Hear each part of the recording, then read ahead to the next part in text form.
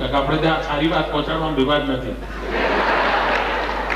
પણ માનો કે કોકને દયા આવીને કાલે આ સમાચાર પહોંચ્યા, આ દીકરીઓ જે બધી કરતી તેના ફોટા છપાણા, તો સંભવ છે કે ગુજરાતના અન્ય બાળકોને પણ ઈચ્છા થશે ચાલો ભાઈ આ પણ એક રસ્તો છે, આપણે પણ કંઈક કરીએ અને રસ્તા પર જવા પ્રેરાશ. અહીંયા દીકરી દિવ્યાએ કાર્યક્રમ બતાવ્યો. 15મી ઓગસ્ટના કાર્યક્રમમાં દિવ્યા મને મંચ પર મળી હતી. દિવ્યા યાદ છે? બરાબર છે?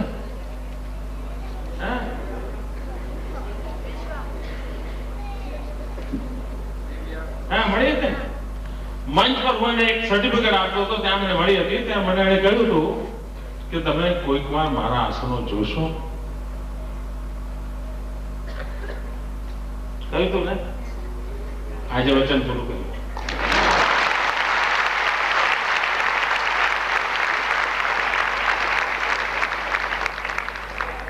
સામાન્ય રીતે અમને પોલિટિશિયનો ને વચન પાળવાને ભૂલી જ ચાલે, પણ દીકરા હમણાં જ ભૂલ્યો.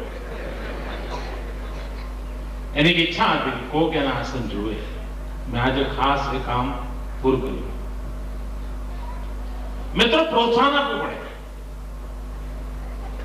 આ ક્ષેત્રે કામ કરનાર લોકોની સાથે મન જોડવું પડે, લાગણી જોડવી પડે, અને તો પરિણામ મળતું હોય છે.